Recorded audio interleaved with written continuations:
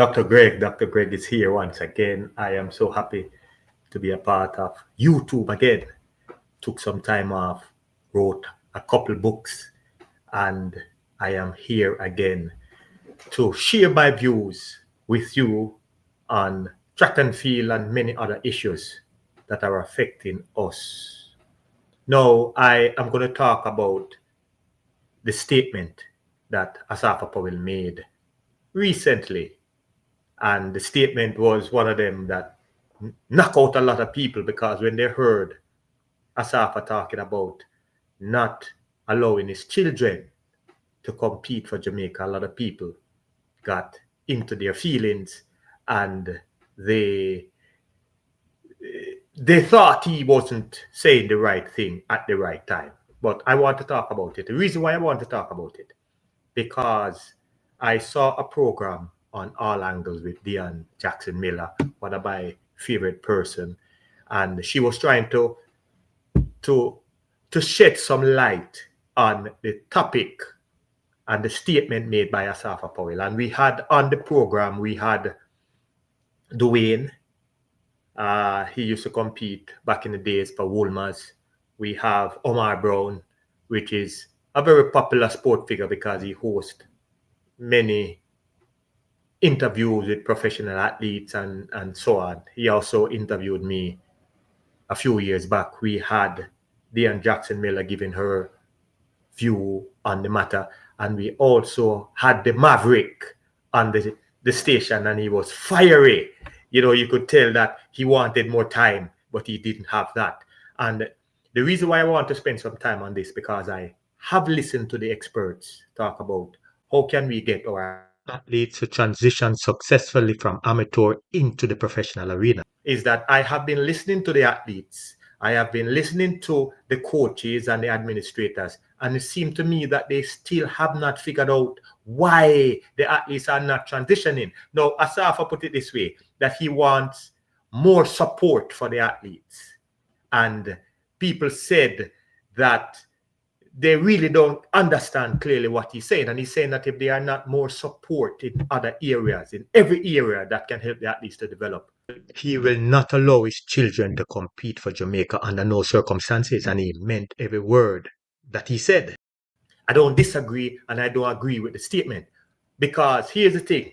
I've talked to many Jamaican athletes who competed in my time, before my time, and I realize that they have children, they have grandchildren, and there is no fire in having them compete for Jamaica. And because we have all the talent so far, nobody seemed to care. I care. Now, a few years ago, Mr. Mills said that when these athletes leave high school and they transition into the pros, they have 5% chance transition from high school, and they were the best in the field, the best crop coming out of what we have, that only 5 will make it successfully.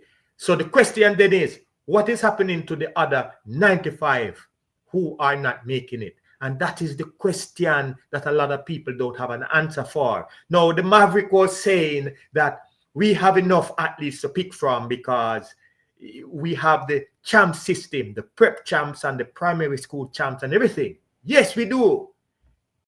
We can identify the talent from the primary school and the prep school and the basic school, and we transition them successfully into the high school. Why is it that we are not able to transition more successful athletes at the highest level? I'm going to answer the question for you. Now, we have Dwayne, who said that some of the support that they need is, let's say, MVP. They made complaint that they are not able to get some of the equipment overseas because the government is not helping them. I get it. But sometimes people forget that clubs such as MVP, they are in the business to make money. It's a legal business entity that they have doing it for themselves. And they are in the business to make money.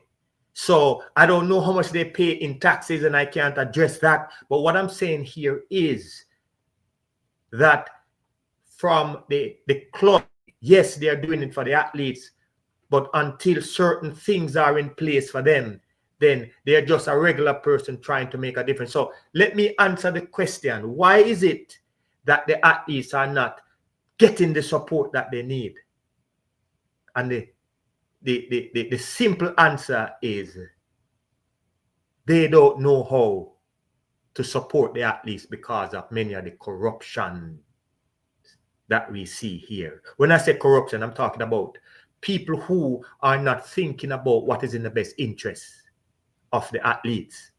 So let's say you have administrators, and the administrators, because they're getting athletes coming out of the system, they figure that, look, if I have 20 athletes coming out of the system, well, 2 will make it. So I don't need to spend any of the money that I collect in sponsorship to support any of these athletes. Corruption.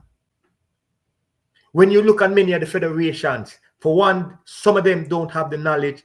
2, some of them don't have the know-how. They might be in that system for a long period of time, but they are not connected with the athletes.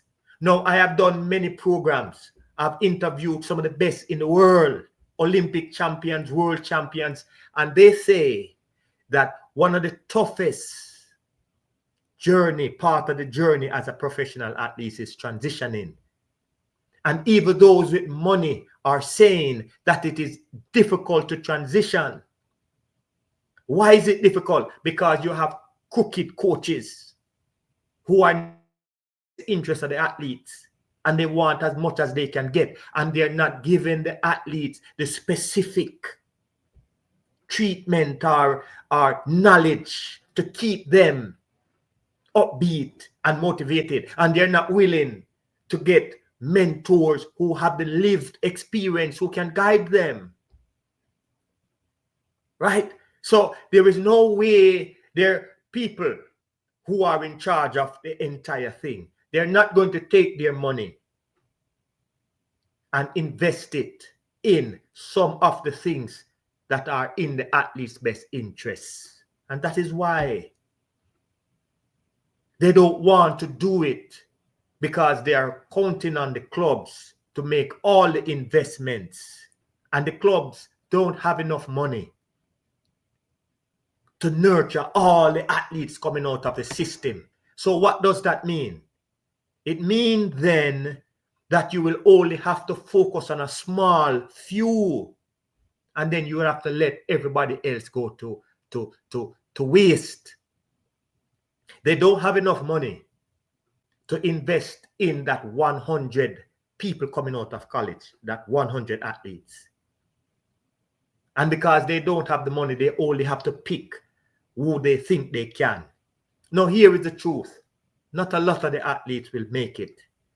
They may have the talent, but they don't make the commitment. They may have the talent,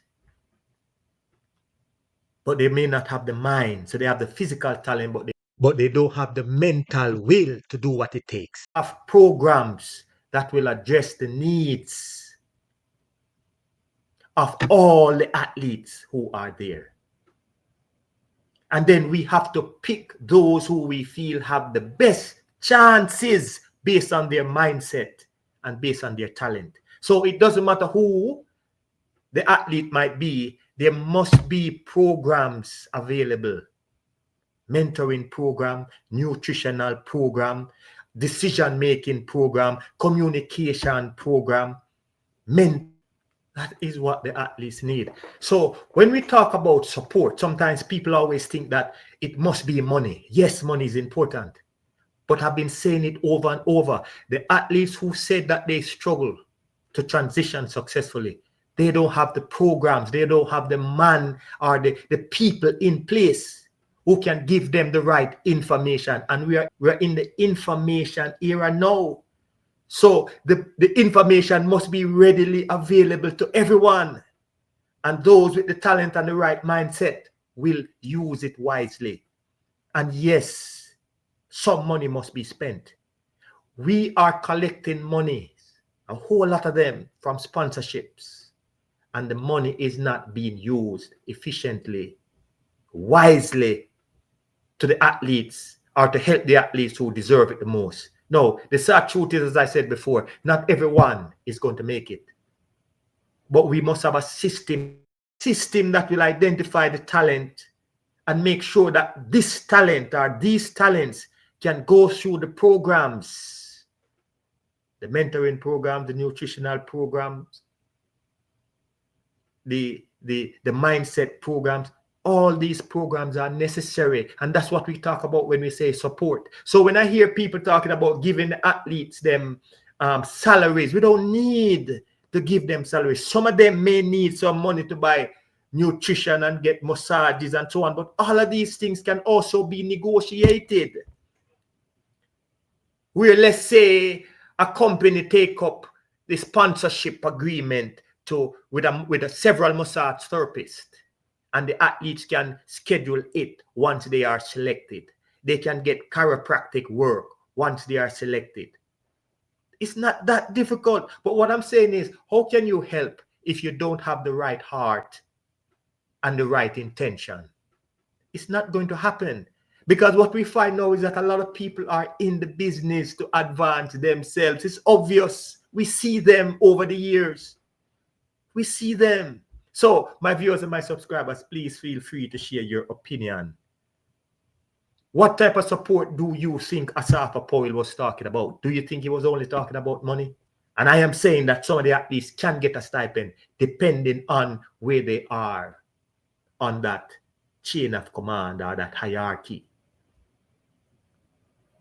We have to start putting in place programs that can help the athletes develop so they can transition successfully. And these programs must be honest. These programs must be informative. They must inspire. My viewers and my subscribers, please feel free to share your opinion. Do you think I'm talking foolishness, or do you think I'm on the spot? Please feel free to share your opinion in the comment section. I thank you for listening. I am Dr. Gregory Horton. Have a blessed day.